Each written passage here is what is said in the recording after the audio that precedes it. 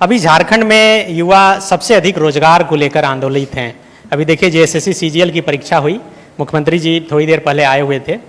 उन्होंने बकायदा कहा कि गलती से भी कोई गलती ना करे इस परीक्षा में, क्योंकि 8 साल बाद ये परीक्षा हो रही है और झारखंड के इतिहास में पहली बार इतनी वैकेंसी सीजीएल को लेकर निकली है।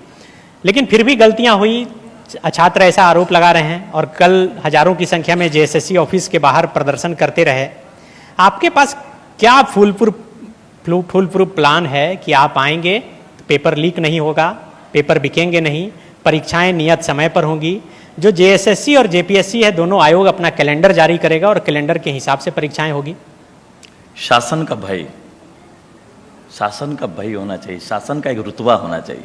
जहां शासन का रुतबा ही नहीं है, शासन का एक विश्वास होना चाहिए। इस शासन पर विश्वास नहीं है। जब आप इस तरह से पनपेंगे और बढ़ने का काम करेंगे तो लीडरशिप पर और शासन पर एक अविश्वास पनपता है और वो आपको हर जगह पर दिखाई देगा। और इन्होंने कभी भी शासन का विश्वास को स्थापित होने ही नहीं दिया है। खासकर हेमंत जी को तो युवा के बारे में तो हक ही नहीं बनता है कोई बात और चर्चा करें, क्योंकि इतना बड़ा धोखा कोई किसी के साथ, अपने प्रदेश, अपने लोगों के साथ कैसे कर सकता है? कि आप एक राजनेता होकर आपने कोई तो एक्सरसाइज किया होगा, कोई तो मूल्यांकन किया होगा, तभी राज्य के लोगों को आपने वादा किया कि मैं 5 लाख लोगों को नौकरी दूंगा। कोई तो होगा। ऐसे कैसे हो सकता है कि एक राजनेता, प्रदेश का नेतृत्व करने वाला, पहले भी मुख्यमंत्री रहे हैं, मुख्यमंत्री के बाद जब आते हैं तो आपको राज्य का छोटा सा तो जरूर अनुभव हुआ होगा। हमारे साथ उप मुख्यमंत्री रहे, एक अनुभव के दौर से गुजरे हैं। अपने राज्य के नौजवान इतनी बड़ी तादाद को आप कैसे सफेद झूठ बोल सकते हैं कि जब मैं आऊंगा तो मैं 5 लाख लोगों को नौकरी दूंगा? आपका प्लान होना चाहिए। मैं तो कई बार कहा हूं कि घोषणा पत्र को एक एफिडेविट के रूप में चुनाव आयोग के पास जमा होना चाहिए, और अगर ये घोषणा पत्र पर लोग काम पूरा नहीं करते हैं तो अगला चुनाव में उनको चुनाव लड़ने नहीं देना चाहिए या रोकना चाहिए।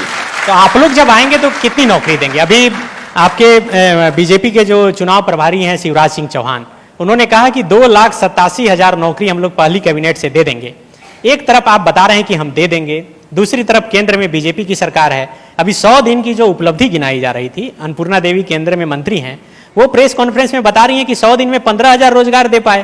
पूरे देश में 15,000 रोजगार हो पाया, और यहां पर वादा किया जा रहा है कि पहली कैबिनेट में 2,87,000। मैं उसमें से नहीं हूं कि मैं इसलिए आपको ये बात बोलूं कि कोई पार्टी मेरे साथ है इसके लिए बात कर रहा हूं। मैं जनरल लोगों का डिमांड कर रहा हूं।